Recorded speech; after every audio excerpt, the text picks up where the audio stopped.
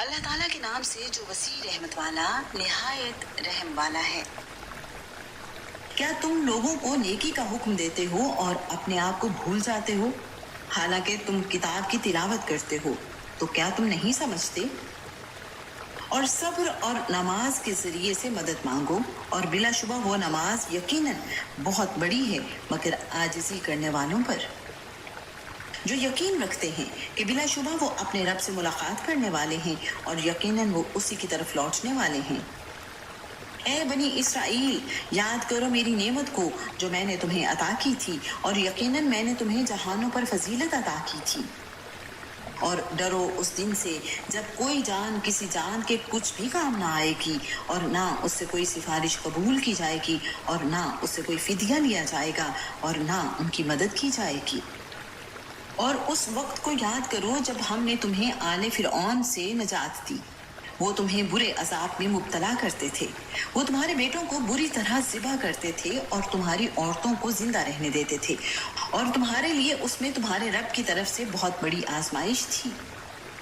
اور اس وقت کو یاد کرو جب تمہاری وجہ سے ہم نے سمندر کو پھاڑ دیا، پھر ہم نے تمہیں نجات دی اور ہم نے آل فرعون کو غرق کر دیا اور تم دیکھ رہے تھے۔ اور اس وقت کو یاد کرو جب ہم نے موسیٰ سے 40 راتوں کی میعاد مقرر کی، پھر اس کے بعد تم نے بچھڑے کو پکڑ لیا اور تم ظلم کرنے والے تھے۔ پھر اس کے بعد ہم نے تمہیں معاف کر دیا تاکہ تم شکر کرو۔ اور وہ واقعہ یاد کرو جب ہم نے موسیٰ کو کتاب اور فرق کرنے والی چیز دی تاکہ تم ہدایت حاصل کرو۔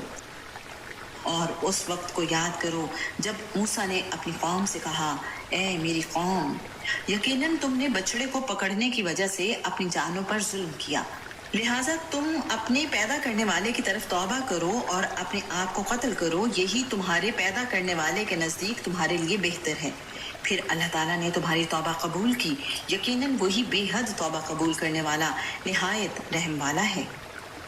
اور جب تم نے کہا، اے موسیٰ، ہم ہرگز آپ پر یقین نہیں کریں گے یہاں تک کہ ہم اللہ تعالیٰ کو اعلانیہ دیکھ لیں، تو تمہیں بجلی نے پکڑ لیا اور تم دیکھ رہے تھے۔ پھر ہم نے تمہاری موت کے بعد تمہیں اٹھایا تاکہ تم شکر کرو۔ اور ہم نے تم پر بادل کا سایہ کیا اور تم پر من و سلوہ نازل کیا، کھاؤ پاک چیزوں میں سے جو ہم نے تمہیں رزق۔ انہوں نے ہم پر ظلم نہیں کیا بلکہ وہ اپنی جانوں پر ظلم کرتے تھے۔ اور اس وقت کو یاد کرو جب ہم نے کہا، اس بستی میں داخل ہو جاؤ، بس اس میں جہاں سے چاہو خوب کھاؤ، اور دروازے میں سے سجدہ کرتے ہوئے داخل ہو جاؤ اور کہو، بخش دے، ہم تمہاری خطاؤں کو تمہارے لیے بخش دیں گے، اور جلد ہی ہم نیکی کرنے والوں کو زیادہ دیں گے۔